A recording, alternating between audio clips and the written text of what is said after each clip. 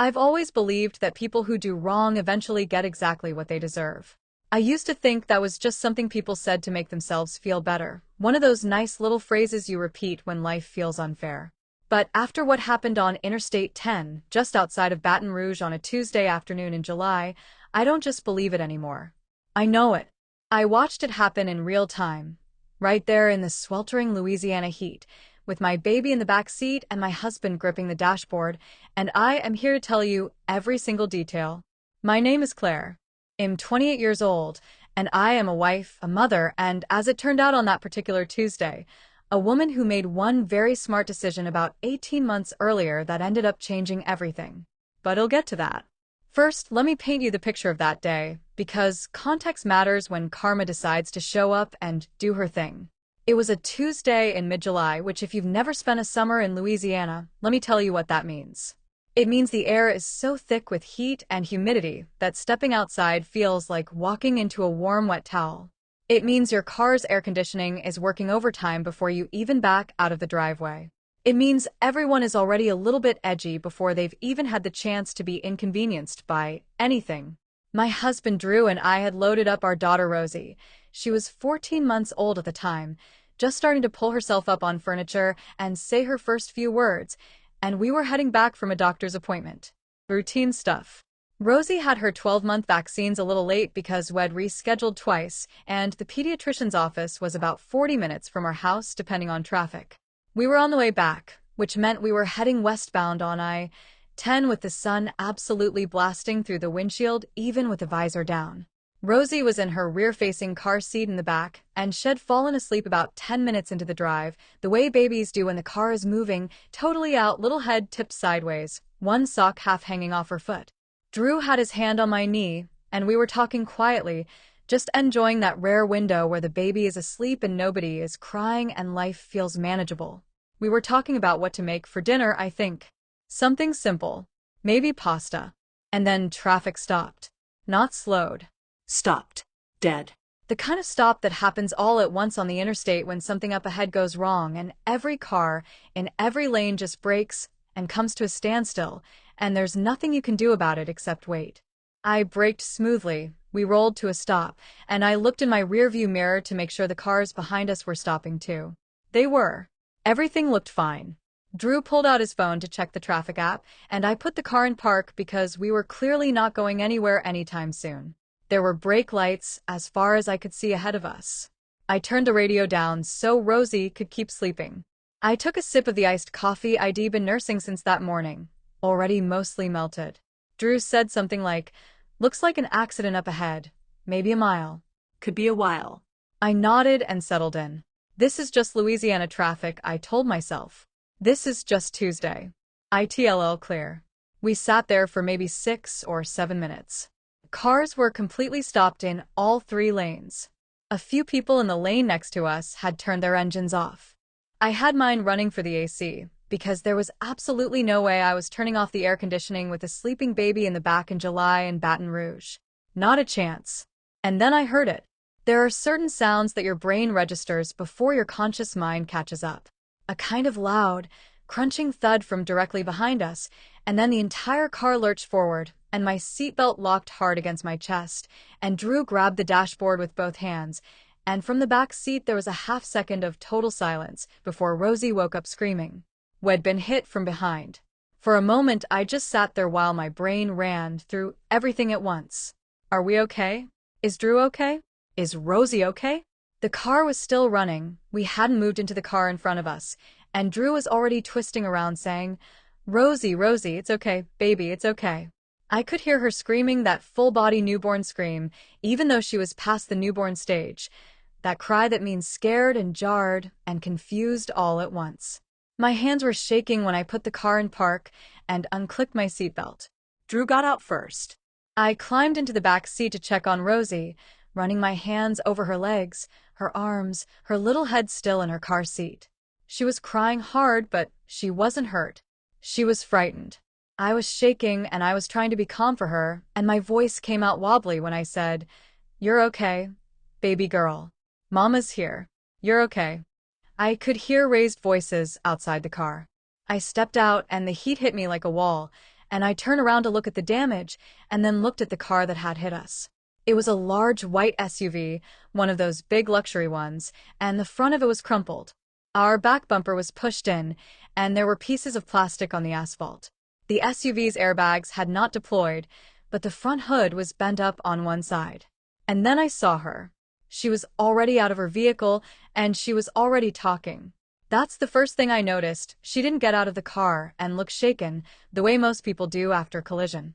She didn't get out of the car and immediately ask if everyone was okay. She got out of the car already talking, already performing, already doing the thing where you fill the air with your own voice so nobody else can get a word in edgewise. She was probably in her mid-50s, very put together, big sunglasses, hair done, wearing a white linen blazer in July, which told me everything I needed to know about her relationship with practicality. "I don't know what you were doing," she said, before Shed even reached the back of our car. "I don't know why you stopped like that." "Nobody stopped like that. You just slammed your brakes on for no reason. And what was I supposed to do?" Drew looked at her. He's a patient man, Drew. Much more patient than me. "Ma'am." Traffic was completely stopped. We were all stopped. "We've been sitting here for several minutes." "No," she said. Just like that. "No." As if she was correcting him on a matter of fact. "No, I don't think that's what happened. I think you stopped very suddenly and there was no warning, and frankly, I think you have some responsibility here." I stared at her. There were cars stopped in every direction around us. There were people in the lanes next to us who had watched the whole thing happen. One man in a pickup truck one lane over had his window down and was already shaking his head slowly the way people do when they cannot believe what they're witnessing. "You rear-ended us," I said. My voice was steadier than I expected. "We were stopped. You hit us from behind. That's what happened." She turned her sunglasses toward me. "And you are?" "I'm the driver of the car you just hit," I said. "Well," she said, pulling out her phone and looking at it like she was suddenly very busy, "I'm going to need to call my insurance, and I'm going to tell them exactly what I told you, which is that you stopped very suddenly without warning in the middle of the highway, and I had no time to react." Drew said, carefully, "Ma'am, we'd been stopped for almost 7 minutes." "That is not true," she said. "There are people all around us who saw what happened," I said. "People see what they want to see," she said. "I cannot tell you how it feels to be standing in 95-degree heat on the side of Interstate 10 with your baby crying in the car behind you and a woman in a white linen blazer telling you that the laws of physics don't apply to her. I cannot fully describe it.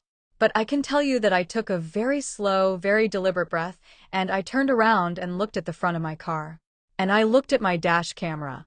Now. Hair race where I have to back up 18 months, because this is the part that matters. The previous winter, Drew and I had been in a minor fender bender in a parking lot. Not our fault. Someone had reversed into our car and then tried to deny it, and after that whole ordeal, Drew had said, "We need a dash cam." I had agreed. We'd gone online that same weekend and ordered a dual-channel dash cam, the kind that records both the front and the rear of the vehicle simultaneously with a loop recording, so it's always capturing the most recent footage. Drew had mounted it himself, done a tidy little job running the cable along the trim. It sat up near the rear-view mirror, and most of the time I forgot it was there entirely. I had completely forgotten about it until I was standing in the heat on I-10 looking at the front of my car while this woman talked about her insurance company. I turned around and I said, very calmly, "I have a dash camera. Front and rear." She stopped talking. It was the first time she stopped talking since she'd gotten out of her car. I said, "It records continuously. It would have recorded everything behind us for the entire time we were stopped. It would show exactly how long we were stationary before you hit us." She took her sunglasses off.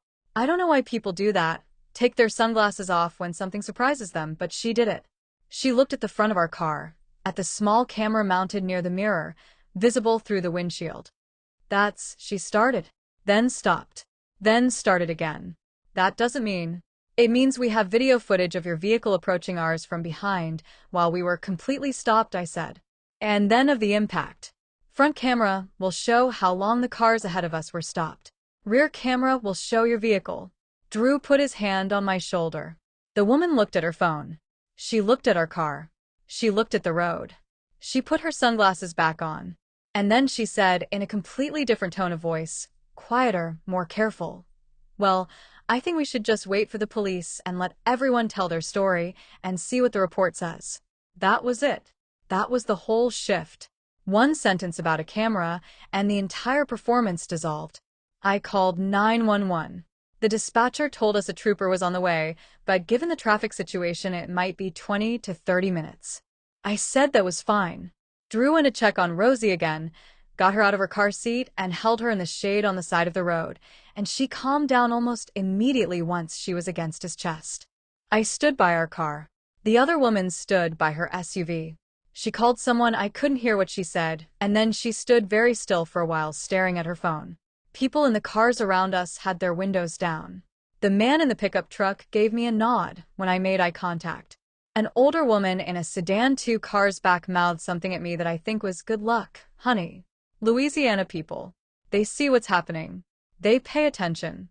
Traffic started inching forward about 15 minutes after the crash. Whatever had caused the backup was clearing, but we all had our hazards on and stayed where we were, angled slightly into the shoulder. Other cars moved around us slowly. A few people looked over as they passed, that long sideways look people give accident scenes. The state trooper arrived in about 25 minutes. He was young, maybe late 20s, professional and calm, and he started with the basics, asked us both to stay back while he assessed the scene, looked at the damage on both vehicles, noted the skid marks, or rather the lack of them, which I would later understand was significant. There were no skid marks behind the SUV, which told its own story about how much time Shed had to brake, and chose not to. He spoke to Drew first while I sat with Rosie on the grass at the edge of the shoulder. Rosie had a juice box from the diaper bag, and was mostly calm again, though every now and then Shed let out a little shudder the way kids do after they've cried really hard. I held her tight, and kissed her hair, and watched the officer, and watched the woman in the white blazer.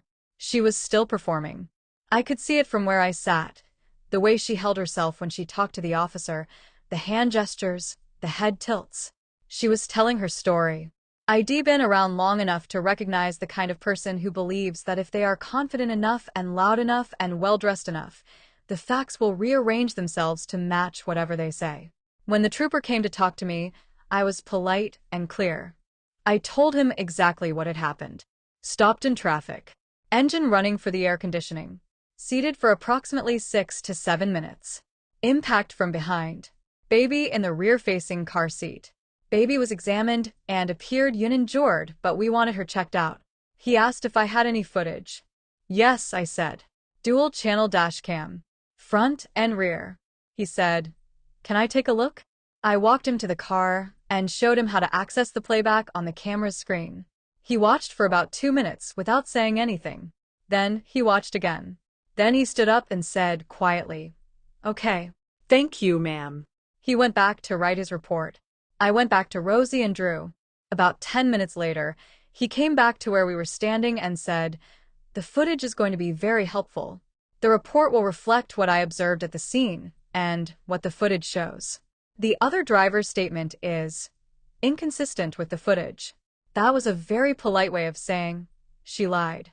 He gave us our copies of the report information, confirmed the other driver would be cited, and advised us to get Rosie checked out at urgent care as a precaution, even if she seemed fine.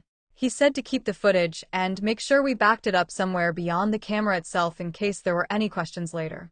We said we would.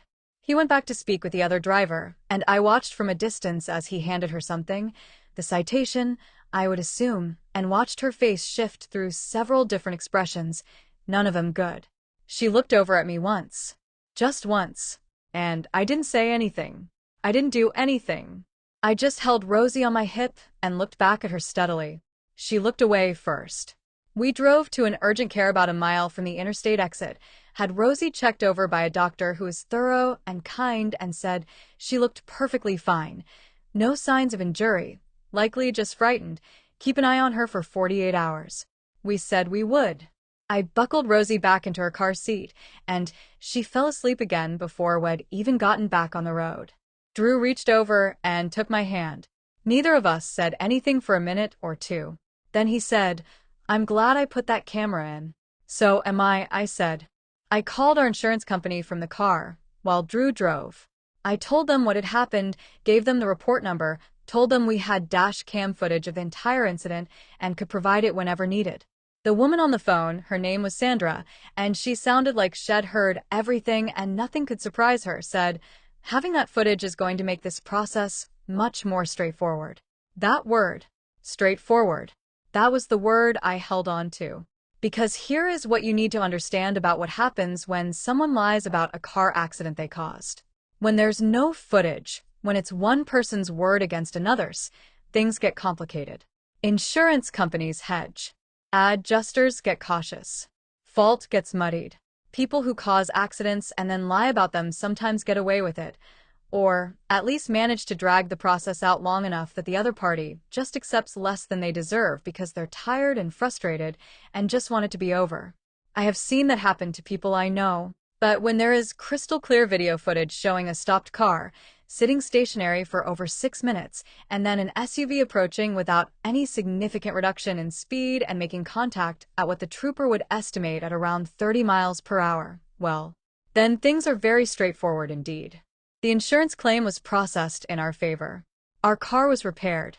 The other driver's insurance paid for everything: our repairs, the urgent care visit, and a small settlement for the distress caused by the accident, including having our daughter in the vehicle.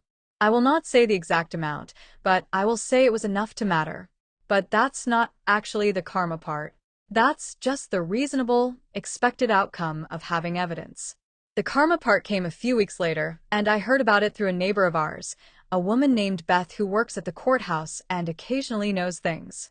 The woman who hit us, I later found out her name was not important, but her situation had apparently tried to contest the citation she received at the scene. She'd gotten a lawyer involved, someone who probably charged her a good bit of money, with the plan of arguing that the collision was a shared fault situation, that the traffic conditions were unusual, that there was some ambiguity about the circumstances. Her lawyer, according to what Beth told me, watched the dash cam footage once it was formally submitted and advised his client to drop the contest immediately, because the footage didn't just show the collision. It showed her vehicle, clearly visible in the rear camera, approaching at speed with no meaningful braking. It showed the timestamp. It showed our car absolutely motionless. It showed the impact. It showed everything she had told the officer was not true. Her insurance rate went up significantly. She was responsible for all damages. The citation stood. And whatever story she had planned to tell, whatever version of events in which she was the reasonable party and we were the reckless ones, that story had nowhere to go. Because the camera had already told the true story, and cameras don't get nervous, and cameras don't care what you're wearing, and cameras don't stop recording just because you speak confidently over them. I think about that moment a lot. The moment I said, "I have a dash camera," and watched her go quiet. I think about the woman who got out of that SUV already talking, already performing, already so certain that the force of her personality and her certainty and her white linen blazer would be enough to rewrite what had actually happened. I think about the way she said no to Drew when he explained that traffic was stopped. Just no. As if disagreeing with reality was an option available to her. It isn't. It turns out it isn't when someone took the time to document reality first. Drew mounted that dash cam on a Saturday morning in January, and he did it carefully and he did it right, and he forgot about it and I forgot about it, and we just went about our lives. And then one Tuesday afternoon in July, when a stranger decided that the truth was negotiable, all that quiet preparation turned out to matter enormously. Rosie is 2.5 now. She takes about 6 steps and then falls down and then gets back up and does it again, which is honestly a pretty good life philosophy. She doesn't remember anything about that afternoon on I-10. She doesn't know about the camera or the citation or the woman in the white blazer or the insurance settlement. She just knows that when things are bumpy and loud and scary, Mama and Daddy are right there. And I know that the next time someone tells me that karma isn't real, I have a very specific story to tell them. Because I watched her hit a parked car's worth of consequence. Because I have the footage.